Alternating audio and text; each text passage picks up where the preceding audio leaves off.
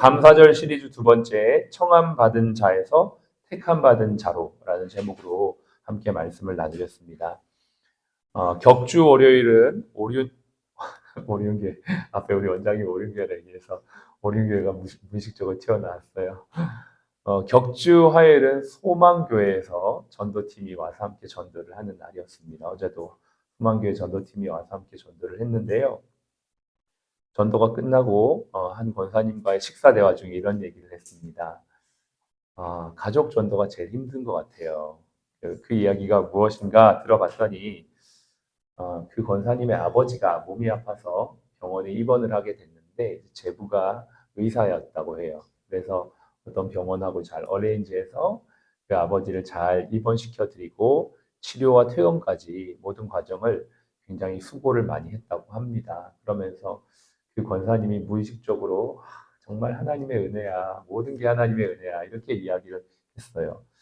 이상하지 않죠. 당연히 우리 다 크리스찬들은 뭐 다 하나님 은혜니까. 근데 믿음이 없었던 여동생은 그 이야기를 들으면서 아니 우리 남편이 처음부터 끝까지 다 했는데 하나님 은혜가 웬일이냐. 그런 말은 교회 가서나 하라고 그런 이야기를 했답니다. 어떻게 보면 참 이해가 되죠. 또 우리는 이러한 경우들도 많이 경험을 합니다. 그러면서 그렇게 말하는 동생의 말에 너무 마음이 상하고 섭섭해서 결론은 가족 전도가 제일 어려운 것 같아요. 이런 얘기를 했었던 것 같아요. 그렇습니다. 이 말에 참 많이 공감이 되면서도 그럼 우리 어떻게 해야 되는가라는 질문을 또 이제 하게 되죠. 제일 중요한 거는 역시나 기도입니다. 네, 결국은 이러한 대화의 이유는 생각의 차이 때문이잖아요. 세계관의 차이. 하나님 중심으로 보느냐, 사람 중심으로 보느냐, 아니면 세상의 어떤 인과율로 보느냐, 은혜율로 보느냐, 이 차이에서부터 오는 것이 결국 이러한 대화를 야기하는 것이죠. 그렇기 때문에 사람의 생각을 변화시킨다는 것은 첫 번째는 기도가 전제가 돼야만 합니다. 그러면 기도만 하면 되는가? 그렇지 않죠. 우리가 말씀에 근거해서 하나님이 어떠한 분이신지를 설명할 수 있어야만 합니다. 그리고 이러한 대화 과정 가운데 정말 지혜가 필요하다라는 것들을 보게 됩니다. 저와 여러분들이 기도하며 하나님의 말씀을 잘 풀어낼 수 있는 지혜로운 자들이 되시기를 축복합니다. 우리가 누리고 있는 모든 것은 하나님께서 베풀어 주신 결과물들입니다. 믿으십니까? 마태복음 5장 45절에 보면 이런 말씀이 있어요. 하나님이 그 해를 악인과 선인에게 공평하게 비추사 비를 의로운 자와 불의한 자에게 공평하게 내려주신다. 해와 비, 이것은 자연을 대표하는 어떤 대명사 같은 것이죠. 이 세상의 모든 것이 하나님이 주시는 것인데 해와 비를 빗대어 모든 것을 하나님이 베풀어 주신다. 뿐만 아니라 악인이든 선인이든 공평하게 주시는 분이 바로 우리 하나님이다라고 성경은 분명히 말하고 있습니다. 그러나 이제 세상 사람들은 이 하나님을 모른다는 것이죠. 사도행전 17장에 보니까 사도 바울이 2차 선교 여행 때 아테네라고 하는 곳에 갑니다. 네, 아시다시피 아테네는 모든 철학의 중심이었습니다. 거기에는 수많은 신들이 불려지고 있었고 수많은 철학자들이 시간을 내어서 아레오바고라고 하는 그런 광장에 모여 철학적 이야기를 하면서 자신의 지식을 뽐내던 그러한 곳이 바로 이 아테네의 아레오바고였죠. 그런데 거기에 가서 바울이 복음을 증거할 때 마음의 분개가 올라옵니다. 왜? 정말 하나님께서 모든 것을 다 지었는데 하나님이 지으신 피조물을 섬기고 있는 그러한 모습을 바라보면서 바울이 마음의 분개를 하면서 너희들이 신이라고 부르니 모든 것들을 만드신 진짜 신이 있다. 그게 바로 하나님이시다라고 하면서 설명을 하는 거죠. 바울이 얼마나 많은 기도를 하는 사람입니까? 기도만 하는 것이 아니라 설명을 하는 것입니다. 이분이 어떠한 분이신지 바로 하나님이시다. 그러면서 17장 24절은 이렇게 말합니다. 우주와 그 가운데 있는 만물을 지으신 하나님께서 천지의 주제이시니 손으로 지은 전에 계시지 아니하고 또 무엇이 부족한 것처럼 사람의 손으로 섬김을 받는 것이 아니니 이는 만민에게 생명과 호흡과 만물을 친히 주시는 분이 하나님이시다. 이렇게 지금 전도를 하는 것입니다. 세상 사람들은 세상에 있는 것이 우연이라고 생각하고 사람의 지식과 사람이 만든 것이 전부라고 생각하지만 그게 아니라 만물과 만물을 주관하시는 분이 하나님이시다는 이 사실을 명확하게 전하고 설명하고 있는 것이죠. 그러므로 저와 여러분들이 다음 주 월요일 날 있을 추수감사절 예배를 앞두고 우리가 영혼들을 위해 기도할 뿐만 아니라 저들에게 하나님이 어떤 분이신지를 명확하게 설명할 수 있는 그러한 자들이 되어야 될 줄로 믿습니다. 오늘 우리가 이 말씀을 통해서 그럼 하나님이 어떠한 분이신지 한번 생각해 보기를 원하는 것입니다. 잘 아시다시피 마태복음 22장은 천국 혼인잔치를 예수님께서 비유로 설명하는 내용입니다. 그 첫 번째가 2절인데요. 2절을 같이 한번 더 읽어 보겠습니다. 천국은 마치 자기 아들을 위하여 혼인잔치를 베푼 어떤 임금과 같으니. 잘 한번 보십시오. 이 천국 잔치를 비유하면서 자기 아들을 위하여 혼인잔치를 베푼이라고 시작하고 있습니다. 그렇습니다. 이 혼인잔치의 주인공이 누굽니까? 자기 아들입니다. 예수 그리스도가 이 모든 축제의 주인공이시고 중심입니다. 우리는 어저께 6월절 절기에 대해서 함께 말씀을 나눴습니다. 6월절 절기를 주님께서 제정하시면서 이 절기를 너희의 해와 달의 시작으로 삼으라. 너희 인생의 중심으로, 너희 인생의 첫 시작으로 삼으라 라고 말씀하시면서 이는 하나님께서 구원하시고 하나님께서 사랑하신 것을 기억하게 함이라. 우리는 감사절을 생각할 때 내가 가진 것, 내가 누린 것, 내가 행한 업적을 기억하며 감사하는 경우가 많지만 모든 성경의 절기의 중심에는 하나님이 행하시고 하나님이 사랑하신 것을 기억하는 것에 있다는 것을 우리는 어저께도 말씀을 나눴습니다. 오늘도 하나님은 천국 잔치를 말씀하시면서 그 중심에 누가 있느냐? 바로 자기 아들 예수 그리스도가 있다는 걸 말씀하고 있는 것입니다. 여러분 어쩌면 우리가 초대를 하는 사람에게 너무 많은 관심과 그 사람에게 치우쳐 있는 경향성이 있는 것들을 우리가 이 시간 돌아봐야 되는 것이죠.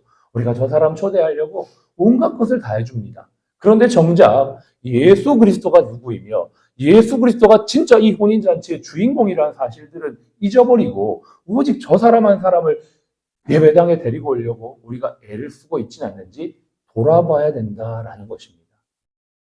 혼인잔치의 주인공은 자기 아들이십니다. 그러면 이 아들은 어떠한 분이십니까? 예수 그리스도이시죠. 예수 그리스도가 어떠한 분이십니까? 우리를 위해 십자가에 죽으시고 부활하신 생명의 주인공이라는 것입니다. 사도 바울이 바로 이 예수님을 전했던 것이죠.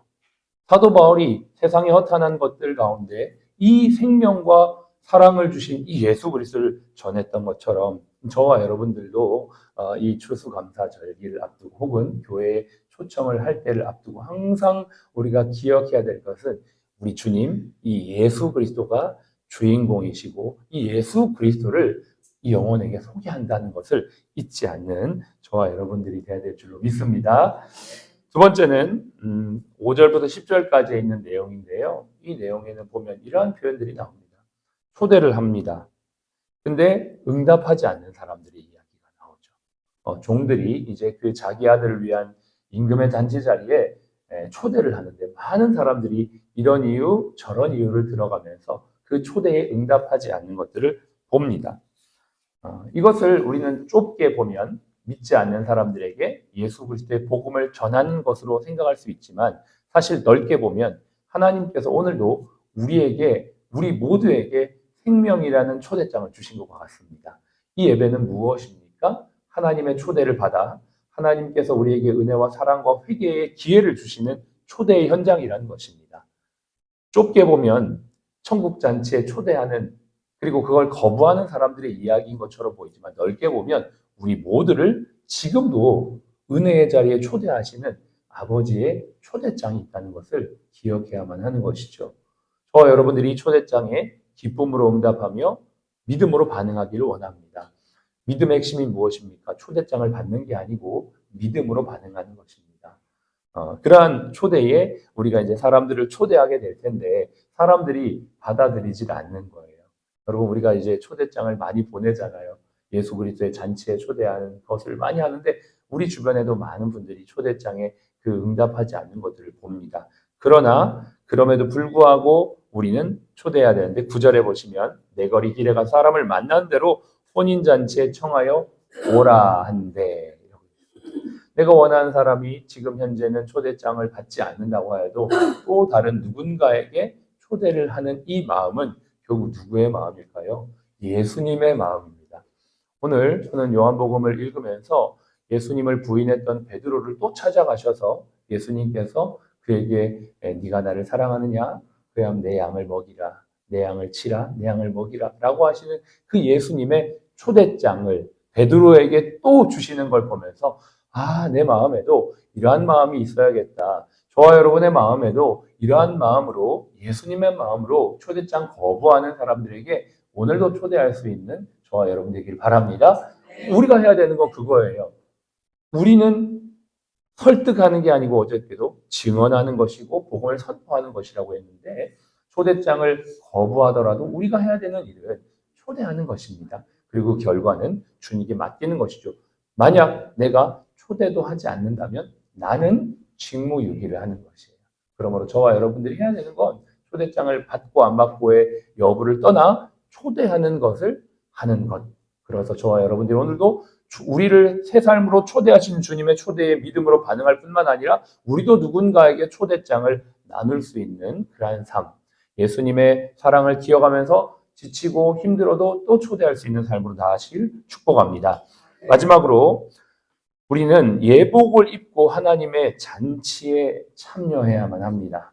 이건 굉장히 중요한 말씀인데요.